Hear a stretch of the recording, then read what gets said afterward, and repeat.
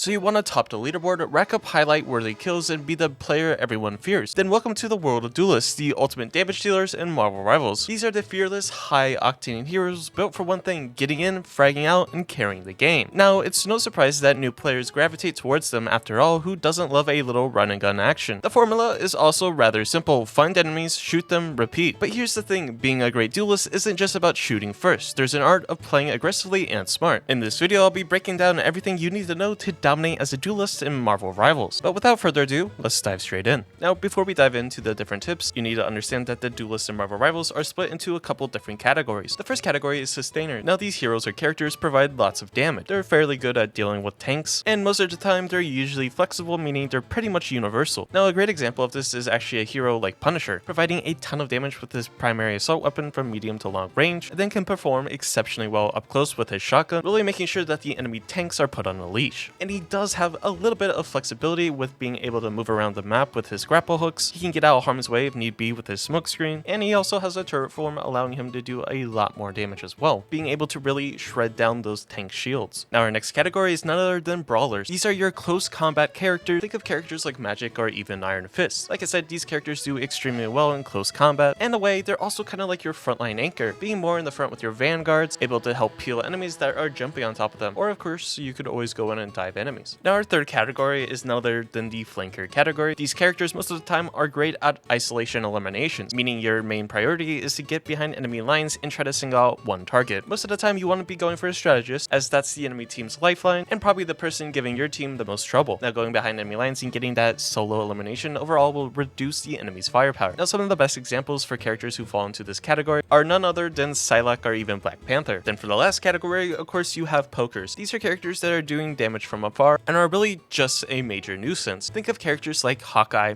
Hela, Iron Man, anyone that's going to be doing a lot of annoying damage from medium to long range. Now that you understand the roles of the duelist, let's actually dive into the tips. But before that, I want to ask, if you're new here or find yourself coming back on the regular and you aren't already subscribed, why not? It's completely free, and well, you're coming back anyways. I do my best to provide you informative or entertaining content each and every single day, and it greatly helps me out if you hit that like and subscribe button. But anyways, back to the video. Alright, let's get one thing straight. Being a duelist doesn't mean playing like a lone wolf. Sure, you're your team's DPS or damage dealer, but this isn't a free-for-all deathmatch. And if you don't know what DPS means, typically in the game setting, DPS stands for damage per second, and it's most often applied to characters that do lots of damage. And in Marvelrivals, that's also known as playing a duelist. I only say this because some people don't know what that term means, which is perfectly fine, so hopefully that was a little helpful to you. Now, something you have to understand if you're coming from other games is that this is a hero shooter, which means objectives matter just as much as eliminations. Whether it's securing a location, escorting a target, or holding down a key area, you can't win the game alone. And that's where teamwork comes in. Instead of diving headfirst into fight solo, coordinate with your teammates, especially your vanguards. Now, these tankier heroes are built to soak up damage and create space, which gives you the perfect opportunity to stay just behind them and unleash your full damage potential. Think of it like this: Vanguard takes the hits, you deal the damage. Let the Vanguard engage first and draw enemy fire. Now, you want to use that distraction to either flank, reposition, or burst down opponents before they can react. Together, you can create an unstoppable push that can lock down objectives and keep the enemy scrambling. Now, much like tanks, pressure is everything. Now, duelists shine when they're keeping opponents on edge, forcing them to play defensively, and the more pressure you apply, the harder it is for enemies to contest objectives. Now, don't get me wrong, you do want to stay close to your team, but be aggressive where it counts. Your job is to make the enemies second guess every move they make. Now, here's a pro tip, especially if you're dying a lot as a duelist. A great duelist doesn't just frag out, they play smart. If you're constantly getting picked off because you're rushing in alone, take a step back and work with your team. The best players know when to go all in and when to wait for the right moment. Stick together, apply pressure, and turn every engagement into a team effort. That's how you dominate as a duelist. Now, sometimes brute force just isn't enough. Your team might find themselves stuck, unable to push past a well-defended choke. The enemy has their own lockdown, vanguards holding the front lines, supports keeping them healed, and your team is hitting a wall. And that's where you come in and shine. Now, as a duelist, you're not just the top damage dealer, you're also their disruptor. If a direct assault won't cut it, it's time to get creative and hit the enemy where they least expect it, from behind. No, but seriously, a well-executed flank can completely break the enemy's formations, forcing them to turn around and split their attention. Now, even if you don't survive the attack, don't worry, it's not the end of the world. Your distraction can create the perfect opening for your team to storm in and take control. Now, some might call it you feeding or running it down or throwing the game. I like to call it tactical feeding. It's feeding, but you actually have a purpose. Now, you might be sitting here thinking, Duck,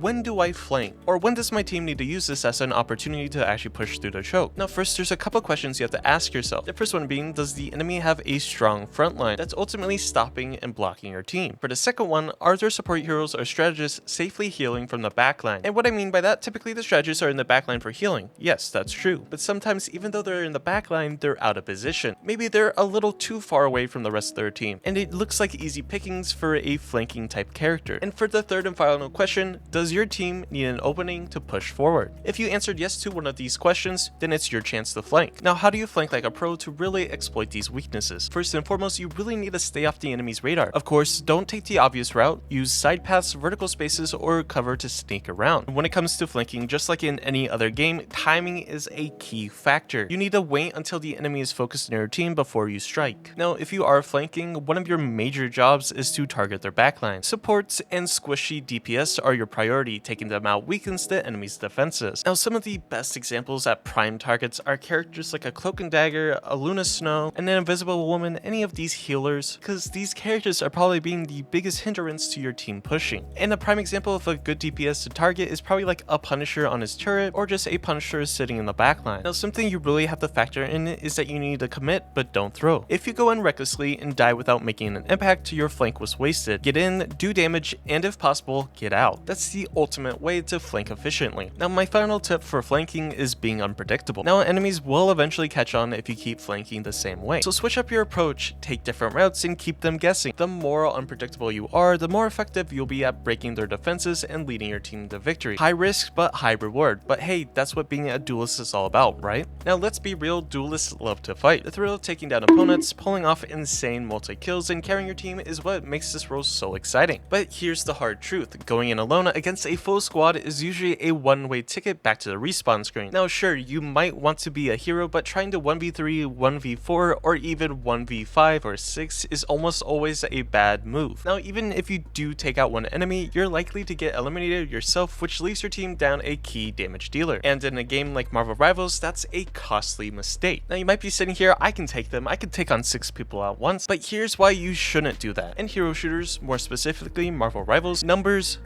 always matter. Even the best aim won't save you if multiple enemies focus you at once. You also have to think about cooldowns and abilities. The enemy team has more tools to counter you than you have to fight them all at once, and you're generally just wasting your life. Dying alone without making a real impact just gives the enemy team an advantage, which leaves yourself to being staggered and just stalling out your team. Now, don't get me wrong, there are some cases where it's safe to engage alone. Now, while 1v1 fights are fair game, you should avoid picking fights where the enemy isn't isolated. If you see an opponent with their team backing them up, it's best to wait for backup instead of diving in head first. A good duelist doesn't just fight for the sake of fighting, they look for high value opportunities where they can secure eliminations without throwing their life away. Now, I will say there's always a case and chance for everything, and there is one exception to this rule, and that is if you have your ultimate ability. If your ult is charged and you feel like you can wipe out multiple enemies at once, then this is the time to go big. Flank, dive in, unleash your full power, and try to take out as many enemies as possible. Even if you go down, you will have weakened the enemy team, giving your squad the upper hand. But I'm going to stop you right there. Before you actually go in and activate your ult, check the enemy's positions and make sure your team is ready to follow up. Now, a wasted ult with no impact is a duelist's worst nightmare. Now, being a duelist isn't just about fragging, it's about choosing the right fights and knowing when to hold back. If you constantly rush in alone, you'll just end up feeding kills to the enemy team. Instead, stick with your teammates, look for isolated targets, and save your all-in moments for when it really matters. That's how you maximize your impact and dominate the battlefield. And if you could be so kind, let's dominate that subscribe button, so make sure to hit it. Now, as a duelist, your instinct is to hunt down enemies and secure kills. Now, let's be honest, when you see an opponent retreating, it's tempting to chase them down for that easy elimination. After all, they're weak, right?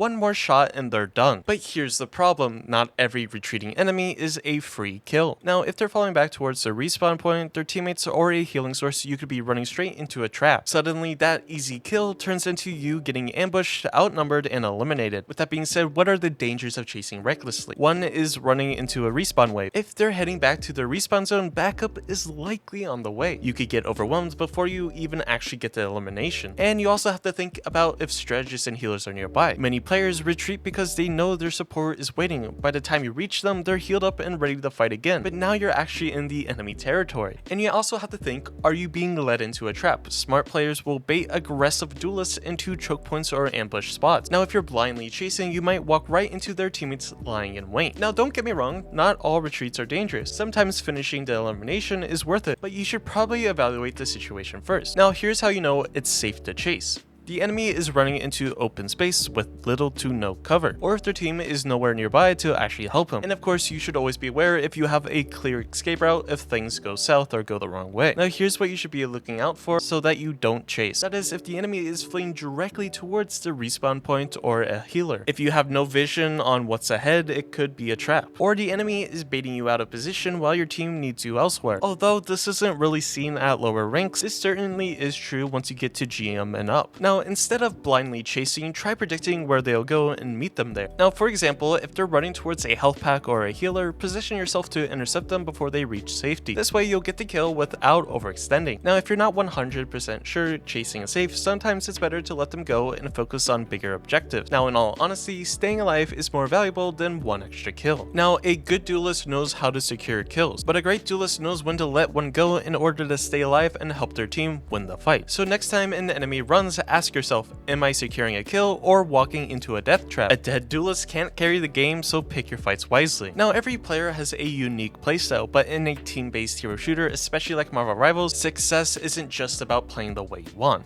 It's about playing in a way that helps your team win. That's why understanding your role is so important. Now, one of the biggest mistakes that new players make is picking a class that doesn't match their natural playstyle, or trying to play a role in a way that it wasn't designed for. Now, if you're having trouble picking a class that fits your playstyle, let me give you some advice. If you love rushing into fights and dealing damage, then a duelist is for you. If you prefer leading the charge and protecting your team, then a vanguard is a better fit. If you like big brain strategies and supporting from the backline, then strategist is your best bet. Honestly, forcing yourself into the wrong role will just hurt both you and your team. Now, let me tell you, I see these problems way too much. Like, if you're trying to be a DPS as a vanguard, you'll end up taking too much damage and falling too quickly, leaving your team without their frontline defenses. Or if you're trying to tank as a strategist, you'll get melted in seconds because you don't have the durability, and now your team loses their battlefield leader. And you might have a duelist not playing aggressively. Now, if you're too passive, you're not pressuring the enemy, meaning your team is fighting at a disadvantage. Now, I will say, while playing to your strengths is important, being adaptable is just as crucial. If your team is lacking a key role, sometimes it's better to fill that gap rather than forcing a playstyle that leaves your squad unbalanced. Now, a team with all duelists and no vanguards or strategists will struggle to survive and control objectives, no matter how good the individual players are. You have to remember that flexibility is key. If you can play multiple roles well, you'll always be a valuable asset to your team. Now, a well-balanced team is the difference between domination and disaster. Master your role, play to your strengths, and be willing to adapt when needed, because at the end of the day, teamwork wins games. With that being said, I hope you found this video helpful in any way, shape, or form, or maybe you found it just a little bit entertaining. And if so, why not hitting that like button? It tremendously helps me out, and make sure to subscribe so you can stay up to date with all my new video releases. Try to make a video every day, and you subscribing also helps me out. But regardless, I hope you have a great day, and I'll catch you in the next one.